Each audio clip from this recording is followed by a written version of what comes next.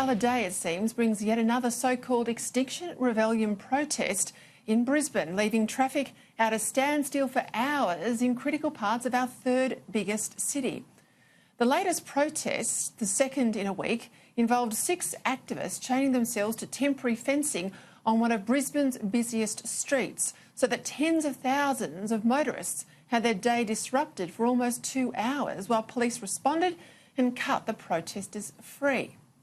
If it isn't supergluing their hands to pedestrian crossings, they're suspending themselves from bamboo teepees to make it harder for authorities to cut them down, or putting bike locks around their necks and chaining themselves to metal fences.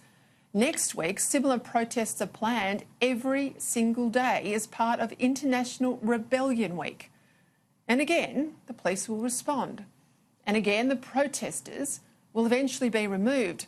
But we'll see yet another day where ordinary people will have had hours taken out of their day being stuffed around by these activists, while those breaking the law get away more or less scot-free. Why does it not surprise me that yesterday Queensland police couldn't or wouldn't say whether anyone at all had been arrested or charged? And why does it not surprise me that the Queensland Parliament, that has a government with a clear majority and no upper house to run obstruction, still has not passed laws it promised it would to make it easier to remove and punish political activists who make the lives of ordinary Brisbane commuters such a misery, just to reiterate some tedious political point. Call me cynical, but one reason for the delay, I'm sure, is that too many members of the Palaszczuk government actually agree with the protesters' aims, if not their methods. It has been, after all, the Palaszczuk government that's put obstacle after obstacle in the way of the Adani mine. And they've only really relented after federal Labor's drubbing in the recent May election. Now, you all know my view on Adani. The sooner it goes ahead, the better, because it means more jobs in Queensland and a better life for tens of millions of people in India who will finally have the electric power that we here in Australia, at least now, still take for granted.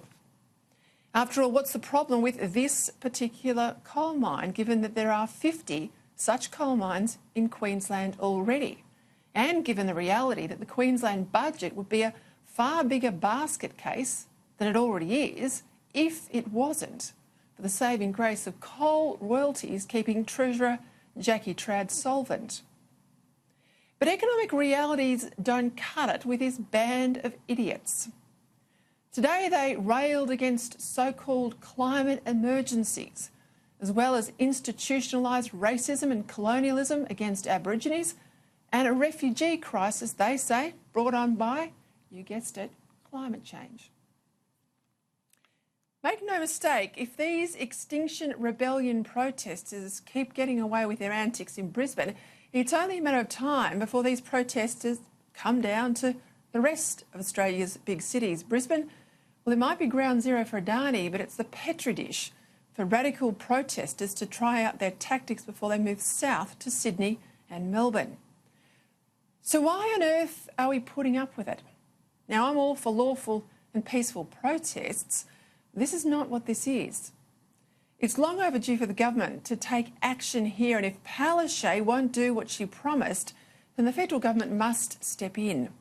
There needs to be more effective ways of dealing with troublemakers, typically students or people living on the taxpayer who by and large don't have jobs to lose, incomes to fine or assets to seize, and who therefore don't face the same sort of consequences as the rest of us do if we break the law and cop a fine. Secondly, we need to end the double standards that seem to apply to different sorts of protests.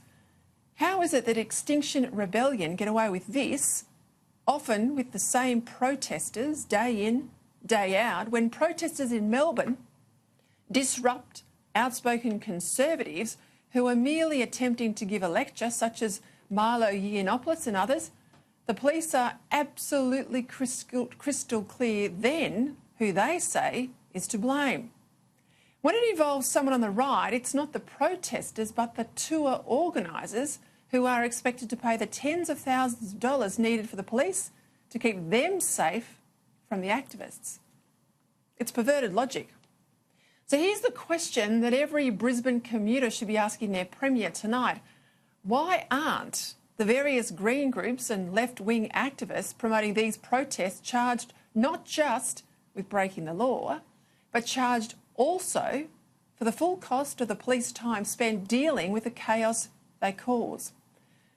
That's what happens too often on the right, but never, it seems, on the left.